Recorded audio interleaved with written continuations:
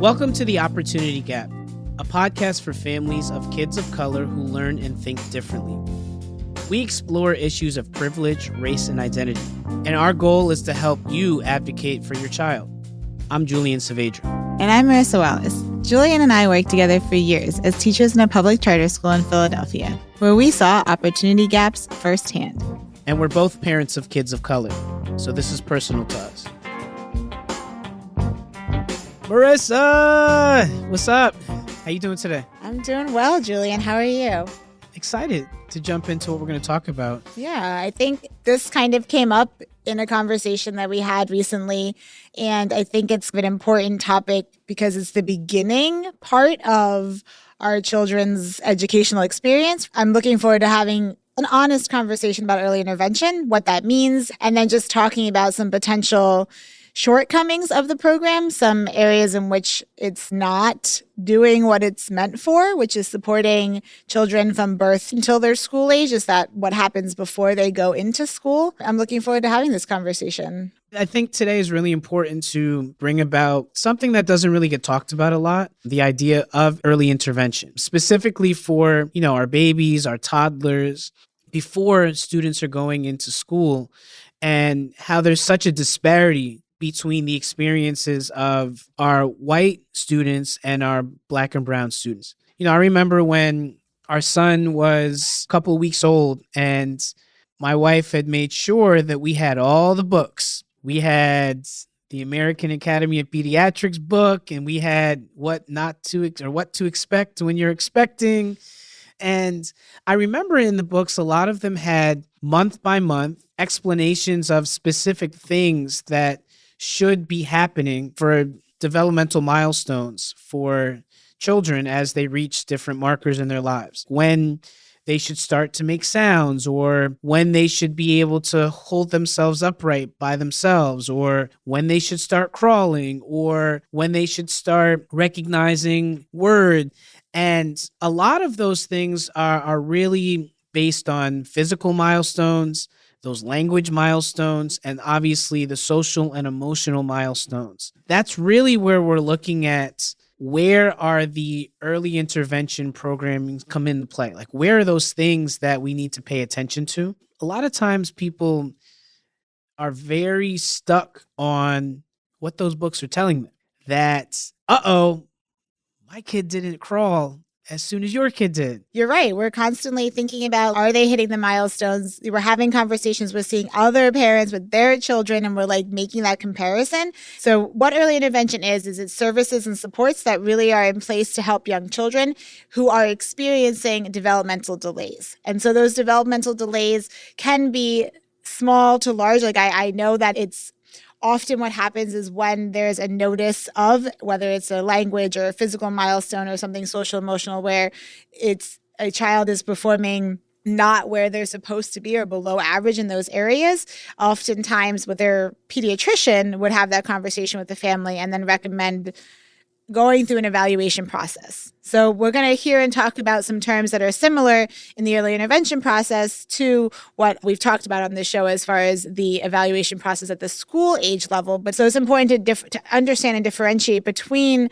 an early intervention program and a school age program for special education, because they are different. I will say, though, this is a step that's overlooked often, but so incredibly and critically important to a child's development and to what their school life is going to be like. Because if you start this process early, it really has an amazing way of providing students with those services before they become a student. I think a lot of our listeners probably have children that are older than this age range, maybe not. Mm-hmm. But if you have people in your lives that have younger children, or if you know or interact with people who have toddlers or babies at some point, I completely empathize with the anxiety that comes along with parenting a newborn, parenting a baby, parenting a toddler, especially if it's your first one. Mm-hmm. There's a lot of things that go along with it, a lot of feelings that come with it.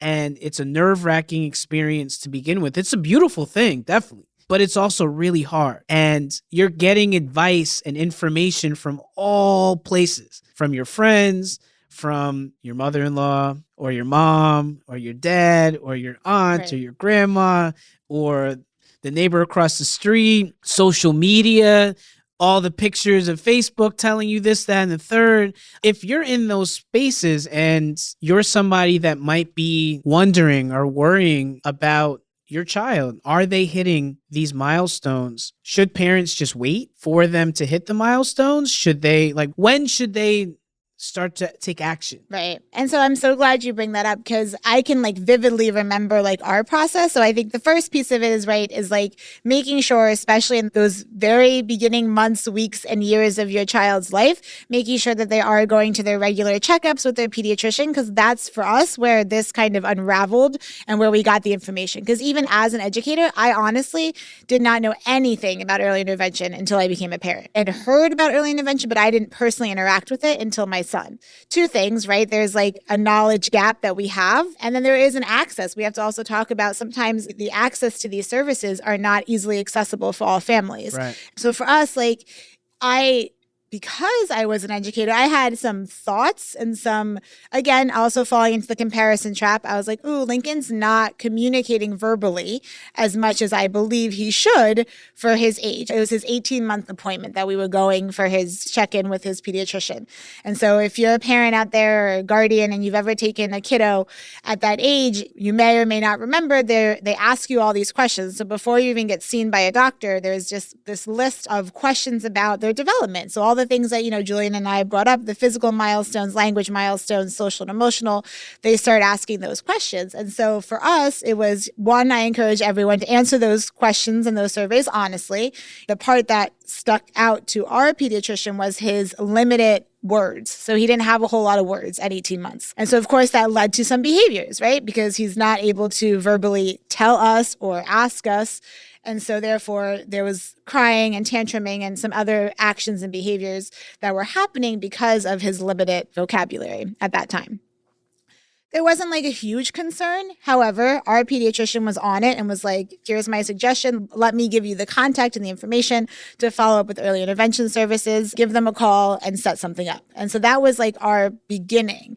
Again, step one. Okay, so now I could have done one of two things. I could have ignored it. I could have been like, he's fine. He'll grow out of it. Or I could have just been a busy mom and not ever followed up. But thankfully, we made the call. We got an appointment to have him evaluated. And the great thing, and now I know it's pandemic time, so life is very different. But at that time, they came to our house. So it was a really easy process. Yeah, they came right to our house and did the evaluation at our house. And we're pretty communicative with getting us information and letting us know that he did qualify. He qualified for speech services. I know that's probably really hard. At that point where you're evaluating your 18-month-old son, did that cause any feelings? It did. And I'm the kind of person, I want the information. You know what I'm saying? So I was more relieved that someone was going to give me information so that I knew what to do next and that I knew that my child could get the support, because that's really what early intervention is. It's identifying a delay. It's whether that delay is, in this case, it was a language delay, whether it's a physical delay, social, emotional, whatever that delay is, they identify it. And then the really amazing thing is they believe in incorporating the families into providing the support. So once we knew what his delay was in, it turned into really hands-on therapy where now I was working at the time and Mario was home. So it was more like teaching the parent how to interact and how to build these language skills together, which was really cool. So let's bring out a couple of things with what you said. First, thank you for sharing your experience so far. And we're obviously a little different than all parents out there because we both are educators too. So how we take these things is going to be a little bit different because it's been part of our career. But I'm thinking about all the parents that are not in education. I'm thinking of all the parents that are potentially experiencing this and they might not have the immediate wherewithal to know, oh, maybe something's going on. Maybe I need to speak up to my pediatrician. Maybe the whole point of this show particularly is focusing on the gap in opportunities for our people of color versus those that are not. The statistics are wild. That's also something that again, we don't really talk about this side of things, but listen to this. For families of color, access is far more limited. So this statistic comes from the Education Trust. The probability of a child being identified as having a developmental delay and using early intervention services is drastically different depending on their race and ethnicity, comparing this to their white peers with developmental delays. Black and Latino children with developmental delays are 78% less likely to have their need for early intervention services identified. Black children specifically with developmental delays are 78% less likely to receive early intervention services. This report will be found in our show notes. And honestly, I didn't even know that. Until we started to really dig into this, I had no idea that there was such a drastic gap between the identification, but also the actual reception of the services that are out there. And Marissa, tell them, what are early intervention services in terms of cost? Certain early intervention services are free in all states. So again, like I said, say that again. What is it? Certain early intervention services are free in all states. So free. We were really fortunate because every single service that our kiddo had was completely paid and taken care of. So it does, just to further that, you may be charged on a sliding scale or through your insurance for early intervention services that are not free. So there's different classifications, there's different levels of services. Right. I can't speak for every child and every family. However, for the most part, and at least the initial piece, right? The initial piece of getting into early intervention, that part and finding out what your child needs is going to be free. So you cannot be denied services, though, if you can't afford to pay for them. So that's important for families to know, too, that even if there is a cost attached to it, you cannot be denied for that service. So again, just similar to when we've talked about the special education piece, there are things in place to protect and to ensure that children are receiving the support that they need. Because I promise you, early intervention is so critical in your child's development, and it is a game changer for when they transition to school age. So it has so many benefits. However, right now, I think our conversation based on these statistics is what the heck is the barriers? So that's really concerning to hear that such a large percentage less are receiving such important services. What's the why behind it? Well, yeah, I was shocked. I knew about early intervention from my educational background. I knew what it was. And then our pediatrician was amazing. So she always told us what to expect coming up. And she was way more well-informed than books. So I felt comfortable with her. But I know that that's not the same experience for everybody. I think that we were able to procure a really solid pediatrician that could devote lots of time to us because we were going to a hospital in a wealthier neighborhood. And we were privileged enough to have that.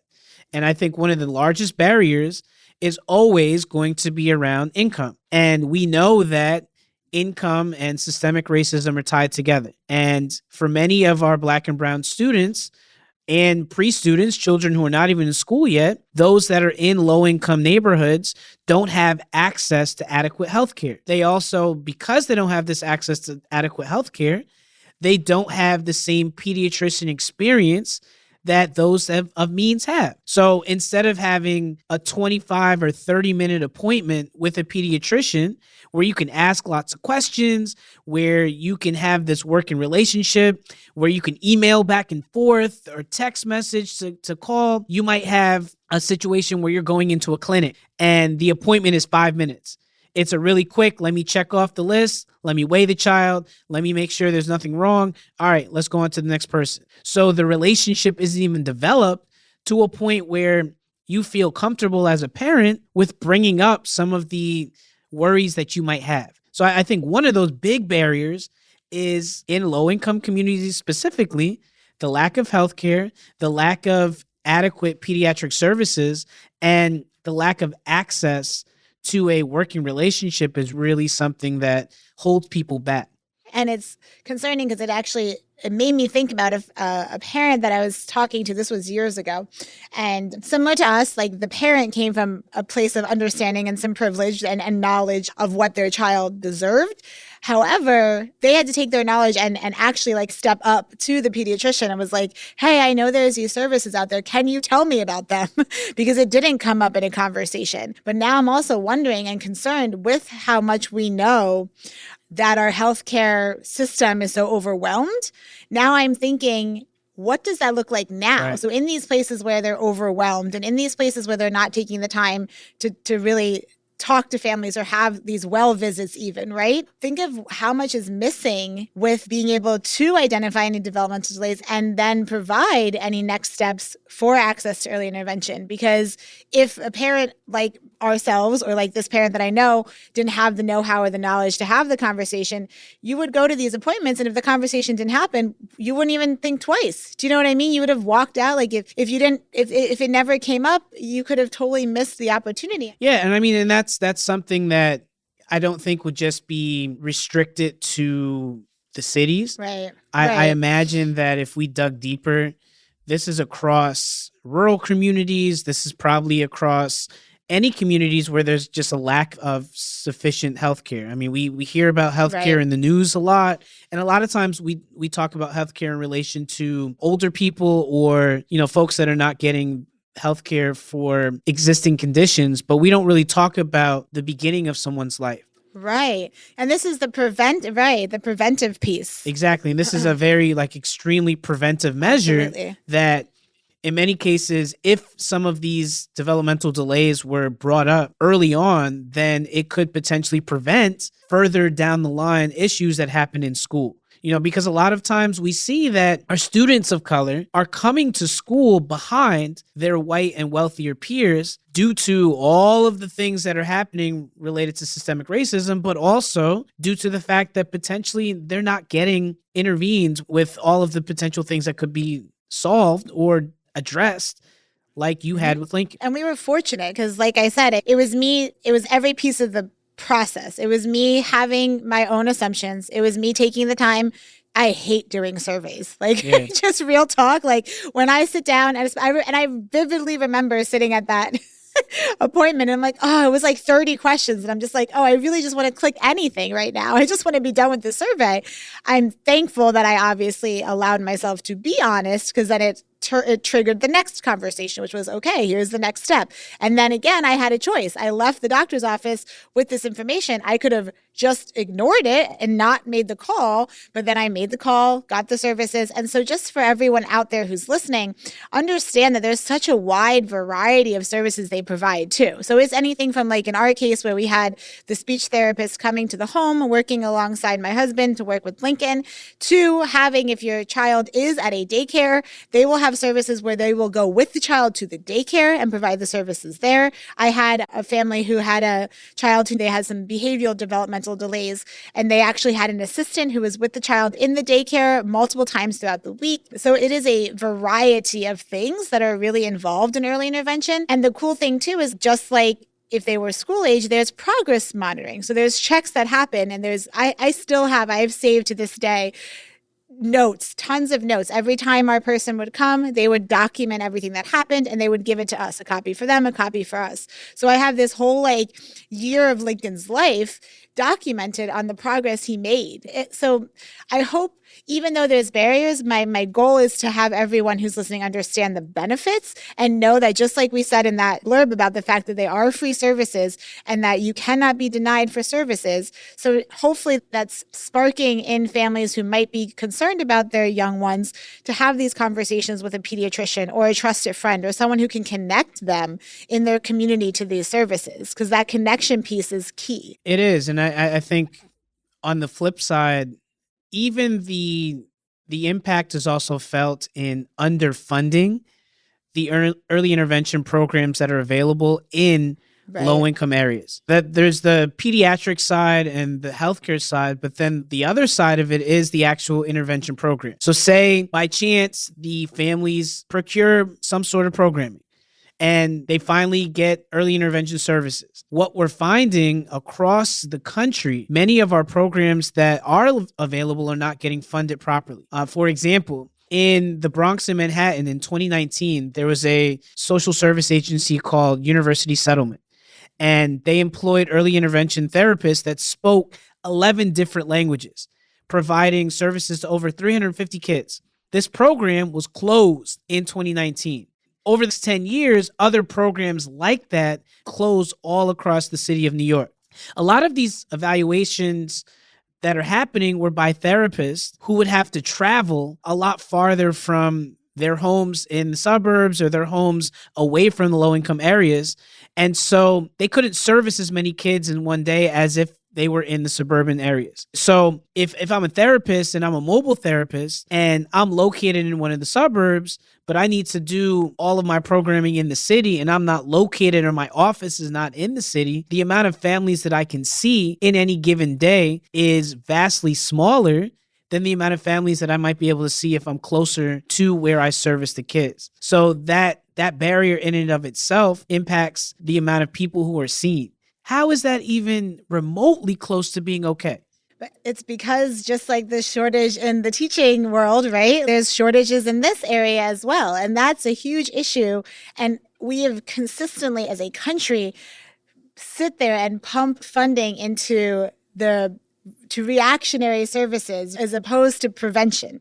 Like that's been like an ongoing thing. Like these preventative services that would help so that there wouldn't need to be all of these reactionary services, where we've always been backwards with that, because I'm sure we were super fortunate, but I know our story is not what everyone's experiencing. And I do think you bring up a great point, is there's just not enough funding to cover those that are doing this work. And that's why there's probably not people out there doing the evaluations, because the ones that are probably overworked and underpaid. How do we start to actually make some movement on making some of this happen in low-income areas, in Black and brown communities? Because 78% is unacceptable. And I'm hoping that our first step today was just the awareness, right? Like, I just think that there is, as I mentioned, like I, as an educator, did not really understand or know enough about early intervention until I was a parent. So there is clearly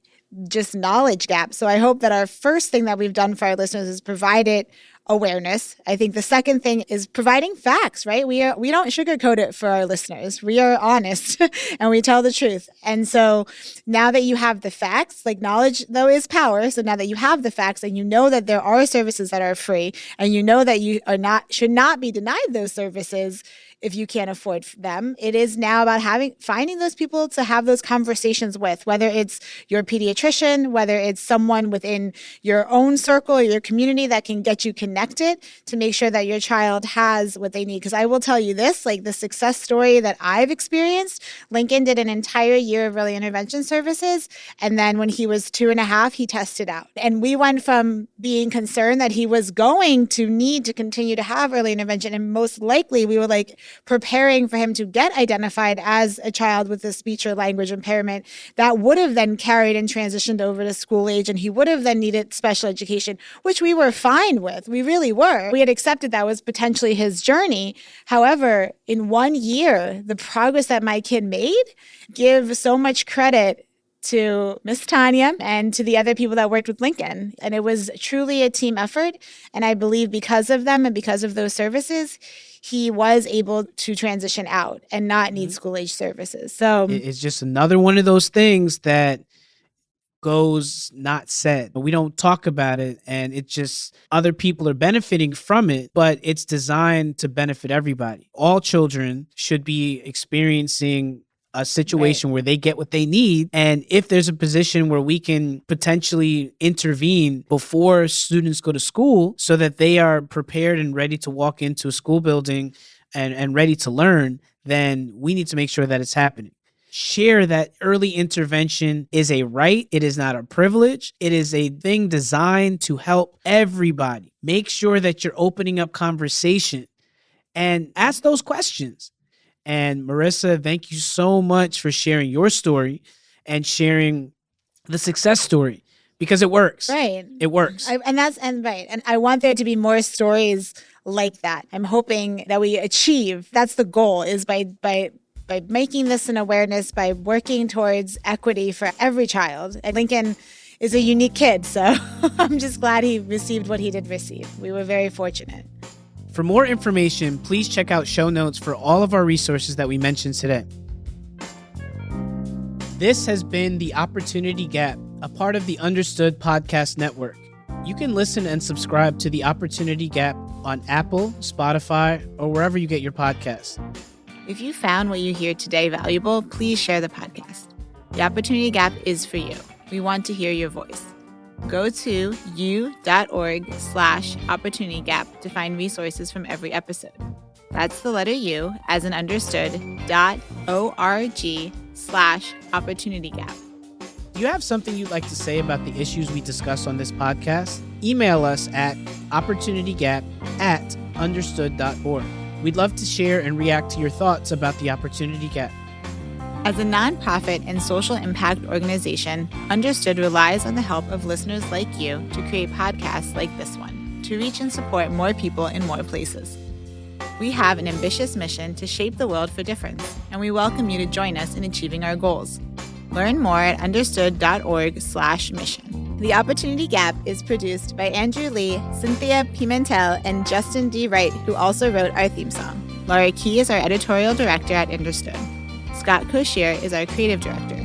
Seth Melnick and Brianna Berry are our production directors. Thanks again for listening.